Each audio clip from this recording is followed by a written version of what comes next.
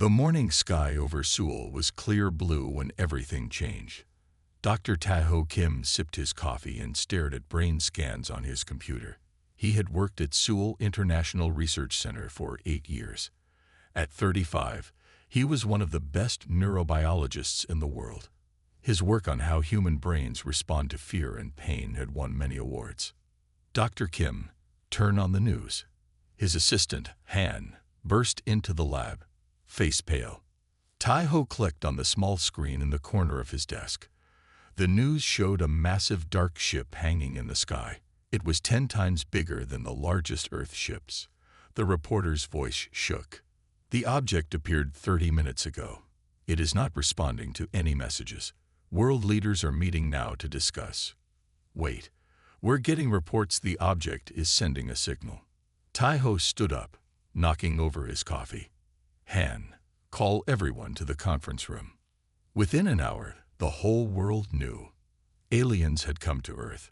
They called themselves the Voidwalkers. They spoke perfect English, somehow translating it to all Earth languages at once. They said they came in peace, to learn and share knowledge. 3 days later, Tae-ho got a call from the Korean government. The Voidwalkers had asked to meet Earth's best scientists. His name was on their list. Why me?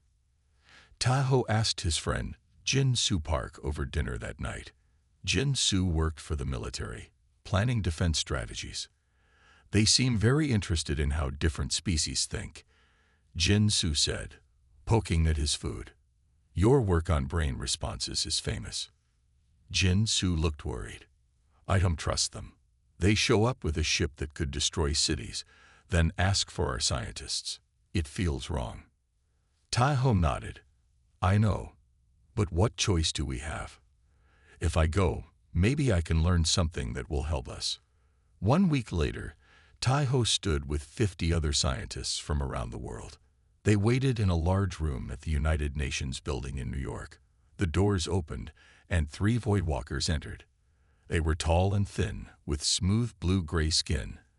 They had 4 arms and walked with strange grace. Their eyes were large and dark, with no white parts. They wore simple white clothes that seemed to glow slightly.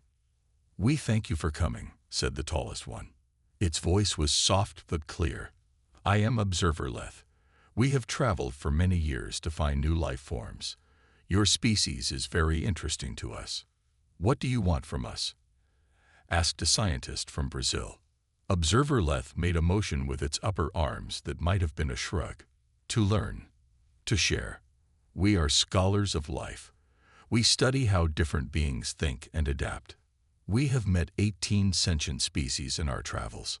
The room filled with excited whispers. We propose an exchange, said another Voidwalker. 3 of your scientists may come to our ship to learn our knowledge. In return, 3 of our observers will stay on Earth to learn about humans. Tae-ho felt a chill despite the warm room. This was moving too fast.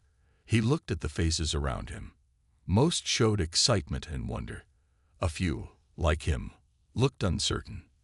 That night, Tae-ho called Jin-Soo again. They want volunteers to go to their ship, he said. The World Council is eager to agree. Of course they are. Jin-Soo sighed. The promise of alien technology is too tempting. I'm thinking of volunteering, Tae-ho said quietly. There was silence on the phone.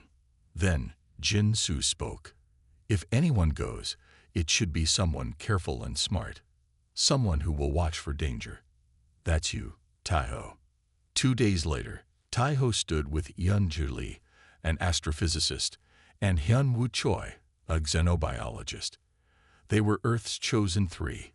A small ship from the Voidwalkers waited to take them up. The fate of humanity may depend on what we learn up there, Yeon-ji whispered. Tae-ho nodded, watching the alien ship grow closer. Let's hope we're making the right choice. As they stepped inside the Voidwalker vessel, Tae-ho couldn't shake the feeling that they were walking into something bigger and more dangerous than anyone on Earth could imagine. The inside of the small transport ship was cold. Tae-ho, Yeon-ji, and Hyun-woo sat in strange seats that shaped to fit their bodies. 2 Voidwalkers stood at the front, touching lights on a clear panel. "How long until we reach your main ship?" asked Unji. She was the bravest of the three, always ready with questions. 7 minutes, replied the Voidwalker on the left. "The Seeker waits at the edge of your atmosphere." Hyunwoo whispered to Taiho, "The Seeker, that's what they call their big ship." Taiho nodded, looking out the small window. Earth grew smaller below them.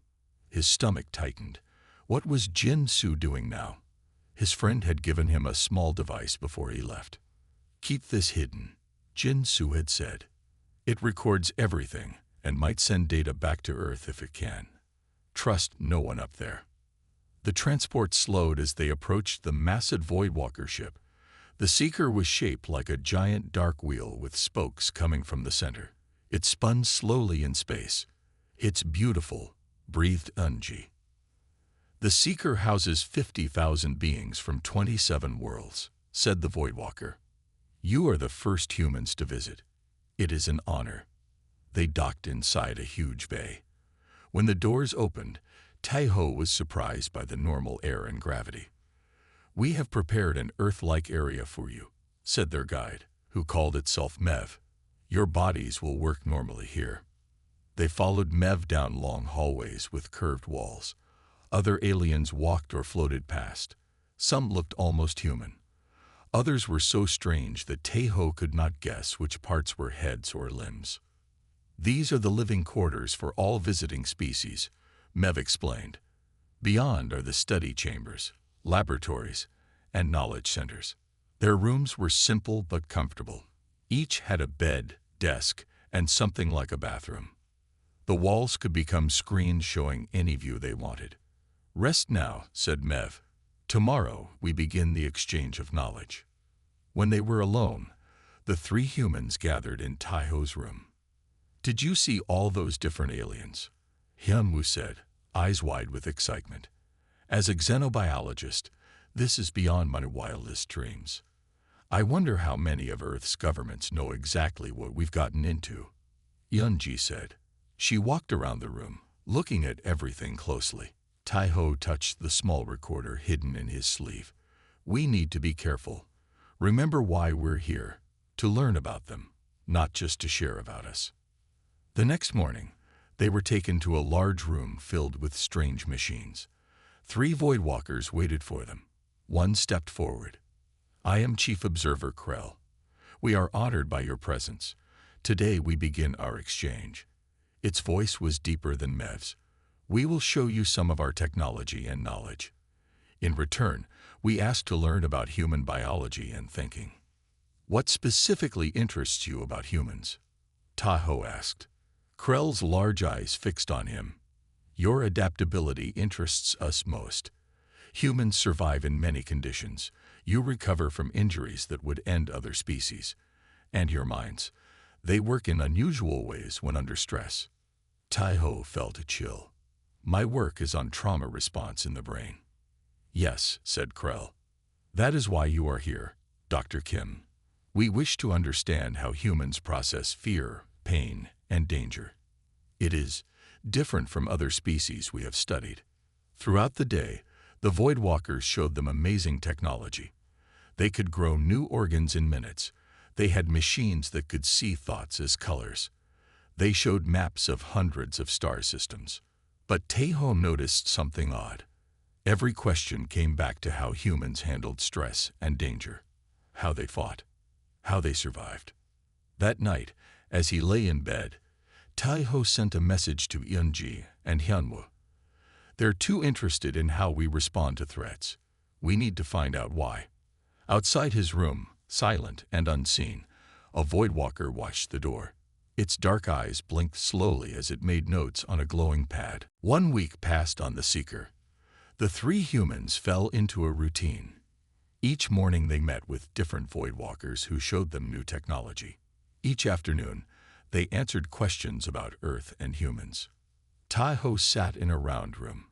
A machine like a silver helmet rested on his head. It did not hurt, but felt cool against his skin. "This reads brain patterns," explained Mev. "It shows how you think." On a large screen, colors moved in patterns. Reds and oranges pulsed when Tahoe thought about home. Blues and greens swirled when he thought about science. Now, said Krell, think about something that frightened you. Back on Earth, Jin Soo Park sat in a dark room filled with screens. For 2 weeks, he had received little data from Tahoe's hidden device. The signal was weak, coming from so far away. Any new information? Asked General Yoon, who had entered silently. Jin Soo nodded. Small pieces. Nothing good. The Voidwalkers are very interested in how humans handle stress and fear. The 3 Voidwalkers here on Earth are also acting strange, said the general. They've asked to place scanning devices in major cities. They call them cultural monitors. Jin Soo frowned. Don't let them. I think they're scanning brain patterns. They're looking for something in how humans think. On the Seeker, Tahoe woke to a loud sound. His door slid open, and Eunju rushed in. I got into their main records, she whispered. Her face was pale, her hands shaking. I couldn't sleep and found a way to access their research database from my room screen. What did you find? Tahoe sat up quickly. The Voidwalkers call themselves gardeners of evolution. They believe their purpose is to guide all life toward perfect efficiency. Eunji's voice trembled. They've been doing this for thousands of years. Hyunwoo joined them, closing the door carefully. Tell him what optimization really means. Eunji took a deep breath. They change species. They remove traits they consider wasteful. Their main target is what they call the emergency shutdown, the point where a creature stops fighting when survival seems impossible. But humans don't have that, said Tahoe. We often fight harder when things seem hopeless. Exactly, said Eunji. They call this a dangerous evolutionary mistake. Their records show plans to help humanity by giving us this shutdown response. They want to make humans give up when things get too hard. Tahoe felt sick.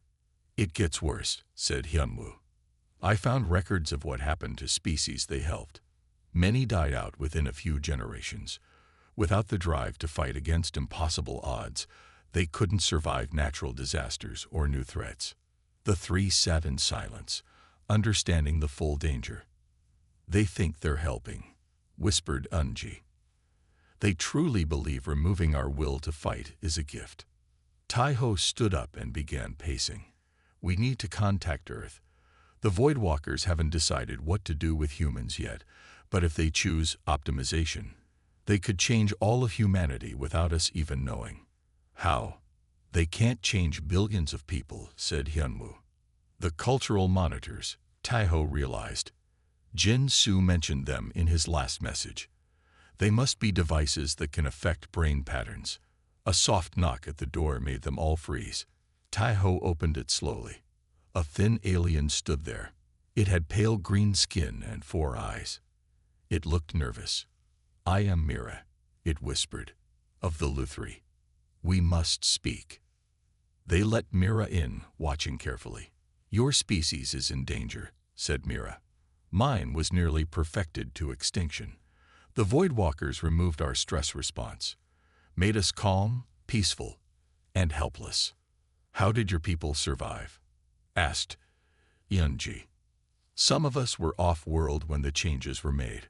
We preserved our original nature. Mira's 4 eyes blinked sadly. Now only a few thousand Luthri remain. Once we numbered billions. Why are you helping us? Tahoe asked. Because I'd watched your tests. Your species has something special. When pushed to your limits, you push back harder. The Voidwalkers call it a flaw. I call it your greatest strength. Mira looked at each of them. There are others like me on this ship, others who survived optimization. We can help you. Tahoe's recorder blinked, showing a message from Earth. Cultural monitors deployed in 12 cities. Strange behavior reported. Brain scans show patterns changing. Send any information. Time running out. The dark truth was clear. The Voidwalkers weren't studying humanity. They were preparing to change it forever. We need to get off this ship, Tahoe said. The 4 of them, 3 humans and Mira, sat in a small maintenance room where Mira said they wouldn't be monitored. "Impossible," said Mira. "The Voidwalkers control all transport ships. No one leaves without permission." "Then we need to send a clear warning to Earth," said Hyunji. "Something more than these weak signals from Taiho's device." Hyunwoo, who had been quiet, looked up. "The main communication array. It's in the center hub of the Seeker. If we could access it, we could send a strong message to Earth." "The hub is heavily guarded," warned Mira. "But there might be a way." Mira explained that the Seeker had many service tunnels used by maintenance workers, aliens from simple species the Voidwalkers considered too primitive to optimize. "I can guide you through these tunnels," Mira said. "But first, you need to keep the Voidwalkers from suspecting anything. You must continue your tests." The next day, Taiho sat again in the testing room. Krell watched as another Voidwalker attached sensors to Taiho's head. "Today we will test your response to hopeless situations," said Krell. "Most species have a natural point where they stop fighting to save energy. It is most efficient." The test began. Taiho watched scenarios where humans faced impossible odds. A man trapped under rubble who kept digging. A woman swimming in a storm to save a child. Soldiers standing their ground against overwhelming forces. With each scene, Taiho's readings showed increased brain activity, not shutdown. "Fascinating," said Krell. "When the situation becomes hopeless, human brain function intensifies rather than diminishes. Completely inefficient, yet somehow effective." Taiho saw his chance. "Perhaps what you see as a flaw is actually our strength. Humans don't give up because we can't. It's not in our nature." Krell tilted its head. "A curious perspective. But surely you would agree that energy spent on a lost cause is wasted." "Not if it inspires others," said Taiho. "Not if one person's refusal to give up saves 10 others. Not if it leads to unexpected solutions." For a moment, Krell seemed to consider this. Then it made a note. "Your perspective will be included in our final assessment." That night, Mira brought 2 more aliens to their meeting place, a squid-like being named Tolk and a furry creature named Rez. Both were from species that had resisted Voidwalker improvements. "There are more of us," said Tolk, its tentacles moving nervously. "Dozens of species who see what the Voidwalkers are doing as wrong." "We've made a plan," said Rez. "In 3 days, the Voidwalkers will hold their council of assessment. They will decide humanity's fate. Before that happens, we must send your warning and try to escape." Yunji showed them what she had discovered. The cultural monitors on Earth emit a signal that gradually changes human brain patterns. It's subtle but effective. Within months, humans would start to give up more easily when facing difficulty. "Jin-Su was working to convince Earth's leaders," said Taiho. "But they need proof." "I can get that proof," said Hyunwoo. "Tomorrow I have access to the biology lab. I can copy their formulas and plans. And I can create a distraction," said Yunji. "During my star mapping session, I'll trigger an alert in the knowledge center." Mira nodded. "While they're distracted, I'll take Taiho through the service tunnels to the communication array." They worked out details late into the night. As they prepared to return to their rooms, Mira stopped Taiho. "There's something else you should know," the alien said quietly. "The reason the Voidwalkers fear species without a shutdown response. Long ago, they met another species like humans. They tried to optimize them, but failed. That species nearly destroyed the Voidwalkers before disappearing." "What happened to them?" asked Taiho. "No one knows, but the Voidwalkers have been searching for them ever since. They call them the Unbound." Mira's 4 eyes blinked slowly. "The Voidwalkers fear humans because you remind them of their greatest failure and their greatest fear." As Taiho returned to his room, he felt a strange mix of hope and dread. The plan was risky, but they had no choice. In 3 days, the Voidwalkers would decide humanity's fate, and Taiho was determined that humans would keep their most important trait, the refusal to give up, no matter the odds. On Earth, Jin Su stood before the World Security Council. His uniform was neat, his face tense. The data from Dr. Kim confirms our fears, he said. These cultural monitors are changing human brain patterns. The Voidwalkers plan to remove our will to fight. An American general scoffed. This sounds like science fiction, Colonel Park. Jin Su played the recordings from Taiho's device. The room grew quiet as they heard Krell discussing optimization and correcting the human flaw. We've detected signal emissions from all 12 monitors, said Jin Su. They started 3 days ago. People near them report feeling different, less motivated, more willing to accept problems instead of solving them. What do you suggest? Asked the Korean representative. We pretend to cooperate while secretly preparing. We cannot attack directly. Their ship is too powerful, but we can remove their monitors and block their signals while we wait for more information from our team on their ship. The council voted. Jin Su's plan was approved. Meanwhile, on the Seeker, Taiho faced his most difficult test yet. Today we measure your breaking point, said Krell. The testing room was colder than usual.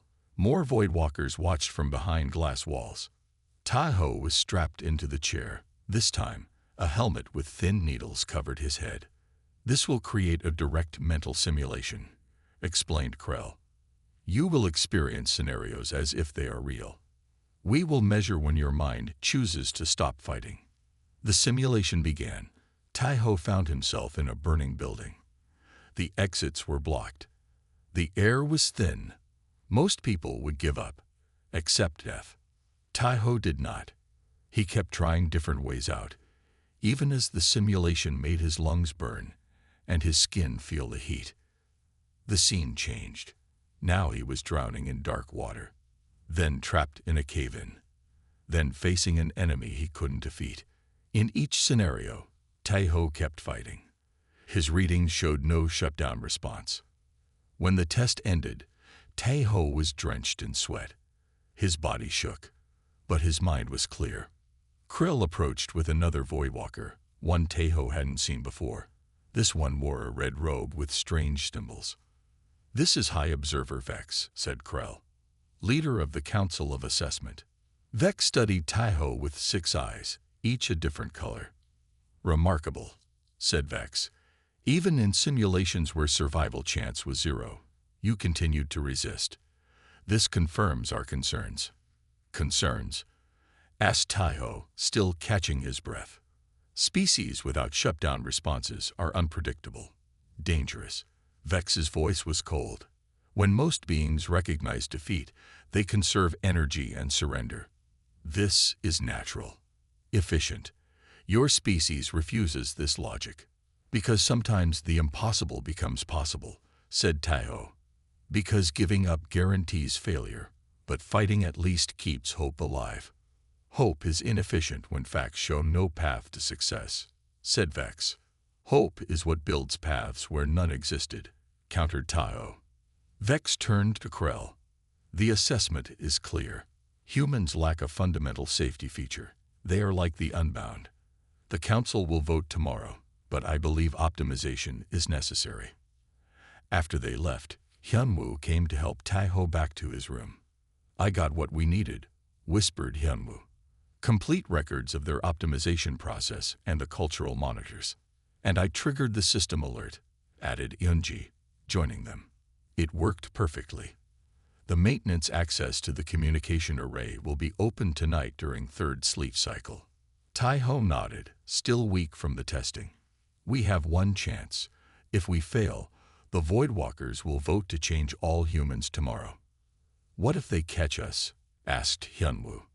Taiho managed a smile. Then we do what humans do best. We keep fighting even when it seems hopeless. Back on Earth, Jin Su received an alert. All cultural monitors had started emitting stronger signals. People near them were becoming strangely passive. Begin the operation, he ordered. Remove all monitors now. The race to save humanity's spirit had begun, and neither side had any intention of giving up. Mira led the 3 humans through narrow service tunnels. The passages were hot and dimly lit. They crawled on hands and knees in some places. "Few Voidwalkers ever come here," whispered Mira. "They leave maintenance to simple species like mine."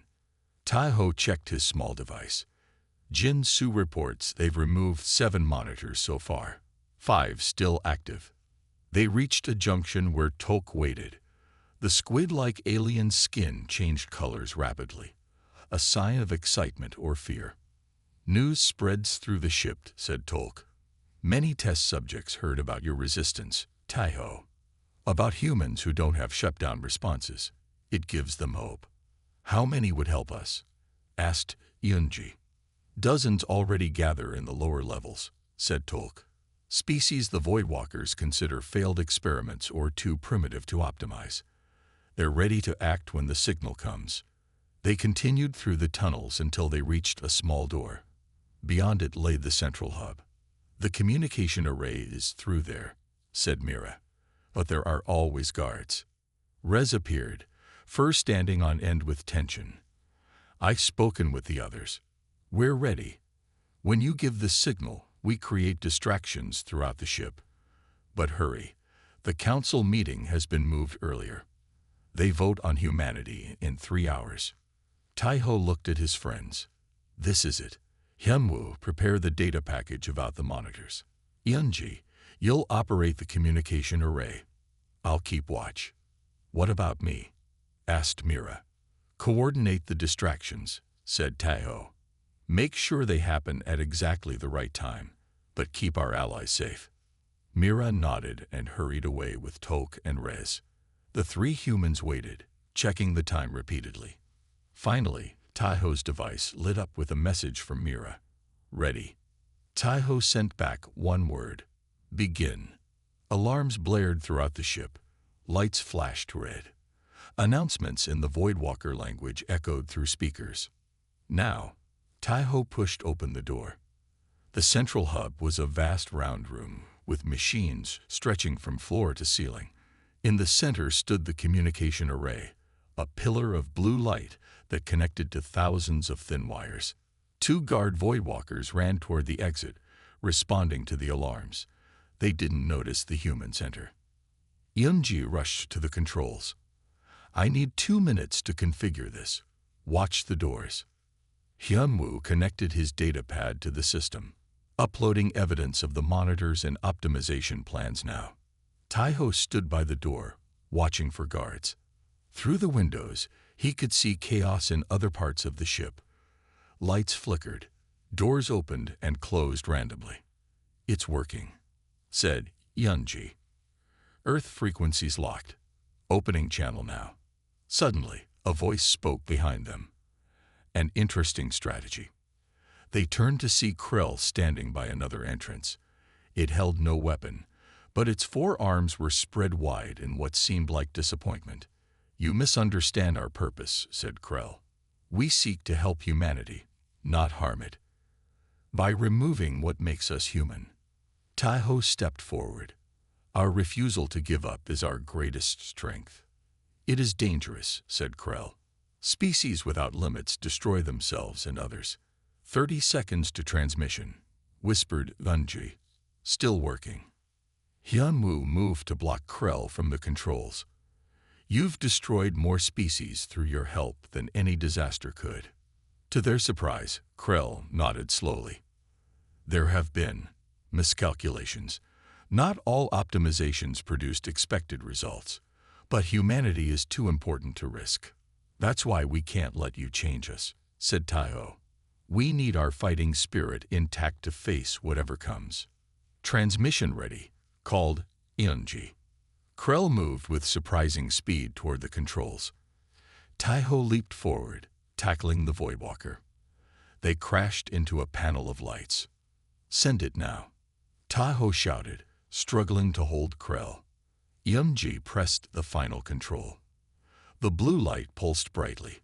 All the evidence, the optimization plans, the cultural monitor designs, the Voidwalker's true intentions, streamed toward Earth at light speed.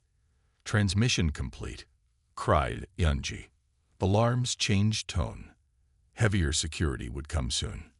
We need to move, said Hyunwoo, helping Taiho up. Krell remained on the floor, watching them curiously. You fought when you had no chance of winning the larger battle. Precisely what we wish to correct. That's exactly why we'll win, said Taiho. Because we'll never stop fighting for our right to be human. They ran back to the service tunnels as heavy footsteps approached. The rebellion had begun. Chaos spread through the Seeker. Alarms blared. Lights flashed. Voidwalkers ran through corridors, trying to restore order. Taiho, Yunji, and Hyunwoo raced through service tunnels, following Mira's directions. Behind them, heavy footsteps showed they were being chased. This way. Mira appeared at a junction, 4 eyes wide with excitement. The others have taken control of the lower levels. We have safe places to hide.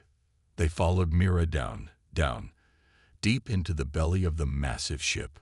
Here, the air was warmer and smelled different. They entered a large chamber filled with aliens of many shapes and sizes. Some Taiho recognized from tests. Others were new to him. The message reached Earth. Taiho announced, "They know the truth now." Cheers erupted from the gathered aliens. Many had suffered under Voidwalker improvements. Others had watched their species fade away after optimization. Rez bounded up to them. The Voidwalkers have called an emergency council meeting. They're discussing what to do about the rebellion. And about Earth, added Tolk, skin flashing worried colors. They might decide to force optimization on all humans at once. Taiho's device lit up with a message from Jinsu. All monitors disabled. Earth governments preparing defenses. Voidwalker representatives contained. What is your status? Taiho quickly explained their situation. The reply came fast. Hold position if possible. Earth forces targeting Voidwalker ship in 6 hours. Can you disable their defenses? Taiho looked at the gathering of rebels. We need to reach the ship's defense controls. Impossible, said a tall, thin alien with bark-like skin. Those are in the upper levels, heavily guarded. Nothing is impossible, said Taiho. Not if we work together. He turned to Yunji. You understand their systems best. What would it take to shut down the ship's shields? Yunji thought for a moment. The power core. If we could overload it or create a surge, the shields would drop for reset. The power core is even more guarded than the defense controls, said Mira. Then we don't go to the power core, said Hyunwoo. We bring the power core to us. He explained that the Seeker distributed power through conduits that ran throughout the ship, including the service tunnels. If we tap enough conduits at once, we could trigger a safety shutdown, said Hyunwoo. They made plans quickly. The rebel aliens knew the ship systems well after years of maintenance work. Teams formed, each assigned to different sections of the power network. Just as they prepared to move out, the main door to the chamber burst open. Voidwalker security forces poured in, carrying stunning weapons. Behind them walked High Observer Vex. This rebellion ends now, announced Vex. Return to your quarters for necessary adjustments to your emotional responses. Taiho stepped forward. We won't let you take away what makes us who we are. You have no choice, said Vex. Guards, secure the humans. They are too dangerous to leave unoptimized. The security forces moved forward, but something unexpected happened. The gathered aliens did not run or surrender. They stood firm, blocking the path to the humans. We will not move, said Mira, stepping beside Taiho. You cannot fight, said Vex. Your species were designed to avoid conflict. We were not designed, said Tolk, skin flashing angry colors. We evolved. You changed us against our will. No more. The guards hesitated, unused to resistance. Vex's 6 eyes blinked rapidly. This behavior is illogical. You cannot win. We don't need to win, said Taiho. We just need to keep fighting. At that moment, the aliens surged forward, not with violence, but with numbers. They pushed past the guards, flowing around them like water around rocks. Alarms changed tone again. A voice announced, Emergency Council decision. Full optimization of Earth species approved. Preparation of global monitors beginning. We need to move now, said Taiho. Teams to your positions. We have to disable the ship's power before they can act against Earth. As the rebels scattered to their assignments, Taiho, Yunji, and Hyunwoo headed for the main power junction, with Mira leading the way.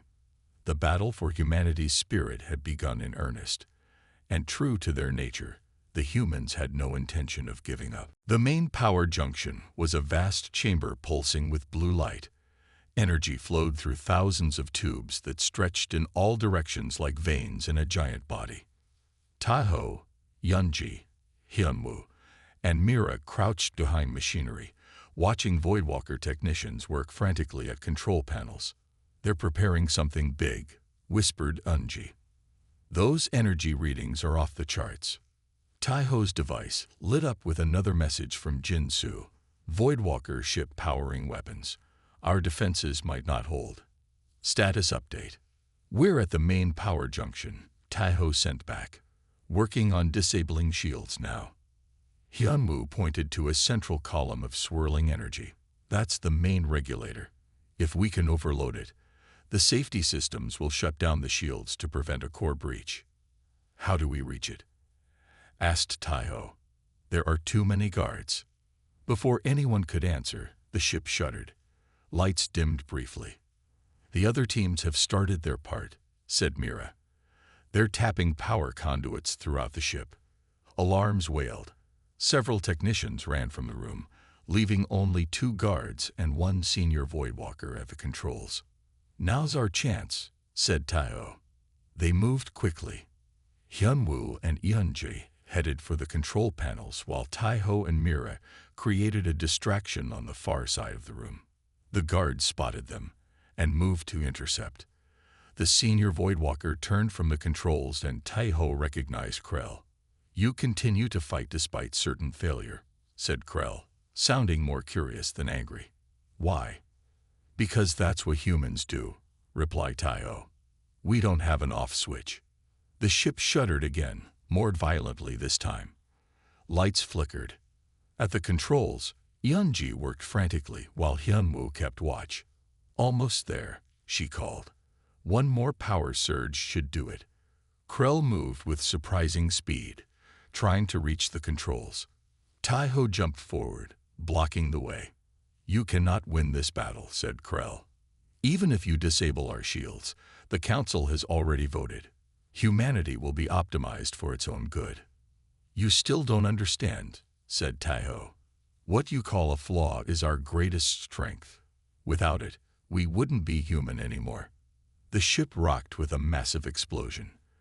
The rebel teams had succeeded in overloading multiple power conduits at once. Now, Yunji, shouted Taiho. Yunji slammed her hand down on the final control. The central energy column flared blindingly bright, then shut down completely. Emergency lights came on as the main power failed. Shields offline, announced a calm computer voice. Weapon systems offline. Emergency power engaged. Taiho's device lit up. Detecting shield failure. Strike authorized in 5 minutes. Get to safety if possible. We need to get to an escape pod, said Taiho. As they turned to leave, Krell spoke again. Wait, please. Something in the Voidwalker's voice made them pause. I have been studying humans intensively, said Krell. Your refusal to surrender defies all logic, and yet it works. Perhaps we have been wrong. What are you saying? Asked Taiho. The Council refused to consider that their understanding of efficiency might be flawed, said Krell. But I have seen what you and your allies have accomplished against impossible odds. It suggests our entire approach is incorrect. The ship shook again. Time was running out. Come with us, said Taiho, surprising himself. See how humans live. Understand us better. For a moment, Krell hesitated. Then it nodded. I will come. And I will tell others what I have learned. They ran to the escape pods, gathering other rebels along the way. Behind them, The Seeker's systems began to fail as Earth's defenses targeted the massive ship. 3 months later, Taiho stood with Jin-Su on a hillside overlooking Seoul. In the valley below, a new building stood, the Interspecies Research Center. Dozens of alien species now lived on Earth, refugees from the Seeker who had joined the rebellion. The Voidwalkers have split into factions, said Jin-Su. Krell leads those who want to learn from us rather than change us. The others have retreated to distant systems. Do you think they'll return? Asked Taiho. Probably, said Jin-Su. But we'll be ready. And we won't give up, no matter how tough things get. Taiho smiled, because that's what makes us human. Inside the research center, Yeonji and Hyunwoo worked alongside Mira, Tolk, and other aliens. Together, they studied what truly made species resilient, not by removing their will to fight, but by celebrating the diversity of approaches to survival. And on a screen in Krell's new laboratory hung the words that had become the center's motto. The most perfect adaptation is having no off switch at all. The end.